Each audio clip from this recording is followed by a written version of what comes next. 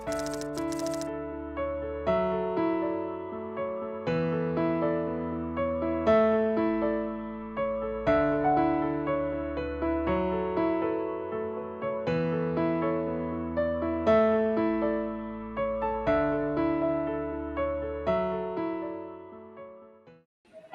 3 নম্বর যে বিক্রিয়াটা রয়েছে সেটা হলো প্রতিস্থাপন বিক্রিয়া।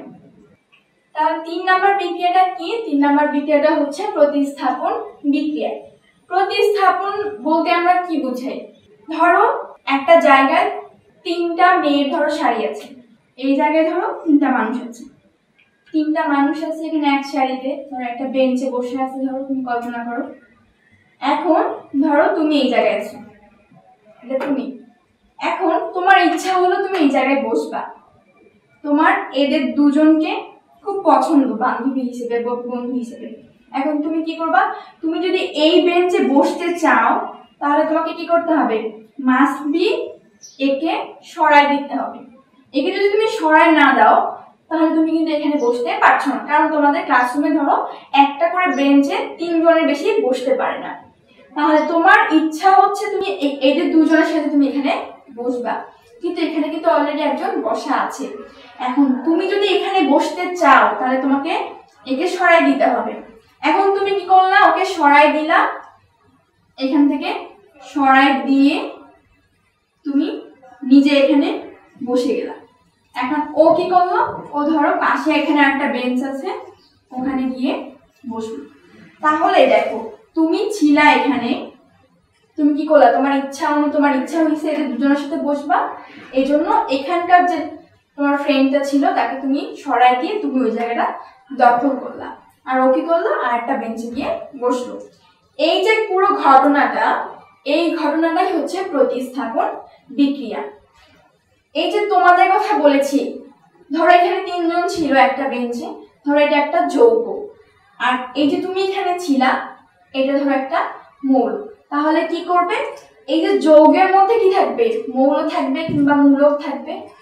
এই যে পাশের যে তোমার মৌলটা আছে, এখানকার মৌলটা, এটা কি করবে?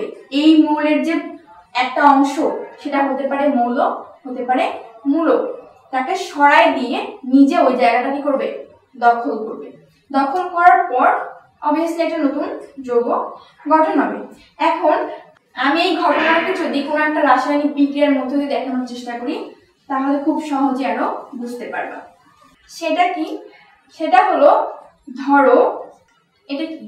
আয়রন, যেটাকে বলেছিলাম ধরো তুমি ছিলে এই জায়গায়। তাহলে রাসায়নিক বিক্রিয়া যেহেতু আমি একাধিক যৌগ লিখবো, তার মানে কি মাঝখানে আমাকে প্লাস চিহ্ন দিতে হবে। ধরো আরেকটা যৌগ হচ্ছে হাইড্রোজেন, আর একটা যৌগ হলো সালফিউরিক অ্যাসিড।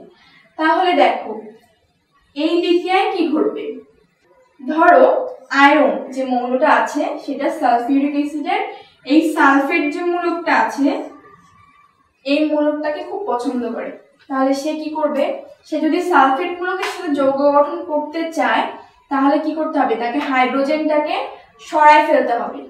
যদি সরাই ফেলতে পারে তাহলে সে এখানে বসে এই সালফেট মূলকটার সাথে যৌগ গঠন করতে পারবে। তাহলে একে যদি সে সরাই দেয়, সরাই দেওয়ার পর যদি সে এখানে বসে তখন কি যৌগ উৎপন্ন হচ্ছে? সেটা হলো ফেরাস সালফেট। এটা এখন এটা উৎপন্ন হলো কখন? হাইড্রোজেনটা সরে গেছে, তার মানে কি হবে? হাইড্রোজেনটা আলাদা একটা মৌলে পরিণত হবে বা সে আলাদা থাকবে। এই যে বিক্রিয়াটা এখানে আমি দেখাইলাম, এই বিক্রিয়াটাই হচ্ছে প্রতিস্থাপন বিক্রিয়া। তাহলে প্রতিস্থাপন কে করতেছে? সেটা হচ্ছে আয়রন, আর প্রতিস্থাপিত কে হচ্ছে? এখানে হলো হাইড্রোজেন। এখানে হাইড্রোজেনকে আয়রন প্রতিস্থাপিত করে নতুন একটা যৌগ ফেরাস সালফেট উৎপন্ন করছে। সেই সাথে এখান থেকে যে হাইড্রোজেনটা প্রতিস্থাপিত হলো সেটা একা একটা অণুতে পরিণত হলো। তাহলে আমরা যদি প্রতিস্থাপন বিক্রিয়ার সংজ্ঞা জানতে চাই যে প্রতিস্থাপন বিক্রিয়া কি বা কাকে বলে, তাহলে আমরা কি বলবো? যখন কোনো যৌগ থেকে কোনো মৌল কিংবা মূলককে অন্য একটা মৌল এসে প্রতিস্থাপিত করে নতুন কোনো যৌগ গঠন করে তখন তাকে কি বলবো? প্রতিস্থাপন বিক্রিয়া বলবো। এখন দেখো, ধরো তোমরা চিন্তা করতেছো যে প্রতিস্থাপন বিক্রিয়াটা আসলে ঘটে কিংবা কিভাবে ঘটে সেটা একটা তোমরা বিক্রিয়ার মধ্যে দিয়ে দেখবা। তাহলে তার জন্য আমাদের কি করতে হবে, সেটা হচ্ছে কিছু উপকরণ আগে সংগ্রহ করতে হবে। সেগুলো কি কি, যে দুইটা তুমি যৌগ আর মৌল তুমি বিক্রিয়া ঘটাবা সেটা তোমাকে কালেক্ট করতে হবে। এখন ধরো আমরা এমন কিছু যৌগ নিব যেটা কিনা আমরা বাহ্যিক বিভিন্ন পরিবর্তনের মধ্য দিয়ে আমরা বিক্রিয়াটাকে বুঝতে পারবো। তাহলে সেক্ষেত্রে দেখা যায় যে তুমি যদি কপার সালফেট নাও তাহলে তোমার বিক্রিয়াটা বুঝতে খুব সহজ হবে। কেন? কারণ কপার সালফেটের নিজস্ব একটা বর্ণ আছে, এটাকে বলা হয় তুতে, যেটা দেখতে নীল রঙের। এটাকে যদি আমি পানির সঙ্গে মিশাই তাহলে পুরো দ্রবণটা নীল রং ধারণ করবে। তাহলে এই তুতের সাথে তুমি যদি আরেকটা মৌল, ধরো তুমি আয়রনের বিক্রিয়া ঘটাবা, আয়রনের গুঁড়া তোমার কাছে আছে, তুমি তাহলে কি করবা, তুতে আর আয়রনের মধ্যে বিক্রিয়াটা পর্যবেক্ষণ করবা। তাহলে কি করতে হবে, তুমি তো তুতেকে নর্মালি আয়রনের সাথে বিক্রিয়া ঘটাইলে আসলে বিক্রিয়া ঘটবে না কিংবা তুমি পরিবর্তন লক্ষ্য করতে পারবে না। তুমি যখন শুরুতেই টেস্ট টিউবে পানি নিবা, পানি নেওয়ার পর তাতে কি করতে হবে, কিছু পরিমাণ তুতে মিশ্রিত করতে হবে। তুমি যখন পানির মধ্যে তুতে মিশ্রিত করবা, মিশ্রিত করার পর তোমাকে কি করতে হবে, টেস্ট টিউবটা একটু ঝাঁকাইতে হবে। যখন তুমি ঝাঁকাবা টেস্ট টিউবটা, তখন দেখবা টেস্ট টিউবের যে পানির বর্ণটা যেরকম ছিল, তুতে মিশ্রিত করার পর পানির বর্ণটা সেরকম থাকতেছে না, কিরকম হয়ে যাচ্ছে, পুরা গাঢ় নীল রং ধারণ করছে। এরপর ওই নীল রং মিশ্রিত দ্রবণটার মধ্যে তুমি যদি একটু আয়রন গুঁড়া মিশ্রিত করো, মিশ্রিত করার পর তুমি আবার ঝাঁকাও টেস্ট টিউবটা। যখন তুমি টেস্ট টিউবটা ঝাঁকাবা তখন দেখবা কি, ওই টেস্ট টিউবের দ্রবণ যেটা রং ছিল নীল, সেটা নীল থাকতেছে না, সেটা ধীরে ধীরে হালকা সবুজ হয়ে যাচ্ছে। এখন তুমি চিন্তা করো, টেস্ট টিউবে রেখেছিলে তুতের দ্রবণ, তুতের সাথে পানি মিশ্রিত করেছিলা, তার রং ছিল নীল। কিন্তু যখন তুমি আয়রন গুঁড়া মিশ্রিত করার পর যখন তুমি টেস্ট টিউবটা ঝাঁকাইলা, তখন কি হলো, সেটা হালকা সবুজ রং ধারণ করলো।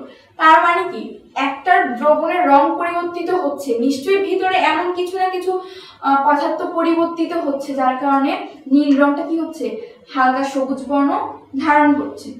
এখন যদি আমরা ওই বিক্রিয়াটাকে রাসায়নিকভাবে লিখি তাহলে দেখো কি হবে, আয়রন প্লাস কপার সালফেট, সেটা বিক্রিয়া করে কি কি উৎপন্ন হবে, সেটা হলো এই যেখানে কপারটা আছে, এই কপারটা এখান থেকে সরাই যাবে।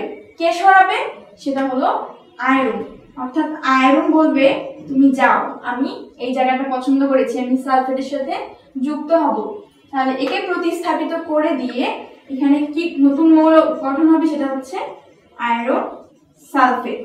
তাহলে এই যে কপারকে সরাই দিল, কপার কই যাবে, কপার আলাদা একটা অণু হিসেবে এখানে থাকবে, সেটা হচ্ছে কপার।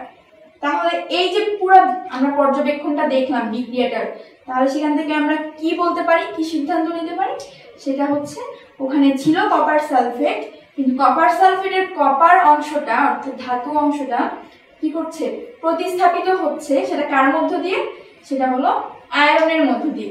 প্রতিস্থাপিত হওয়ার পর আয়রন সালফেট মূলকের সাথে বিক্রিয়া করে ফেরাস সালফেট বা আয়রন সালফেট গঠন করছে, আর কপার অণু আলাদা হয়ে যাচ্ছে। এই ধরনের বিক্রিয়া আসলে আমরা বলবো প্রতিস্থাপন বিক্রিয়া।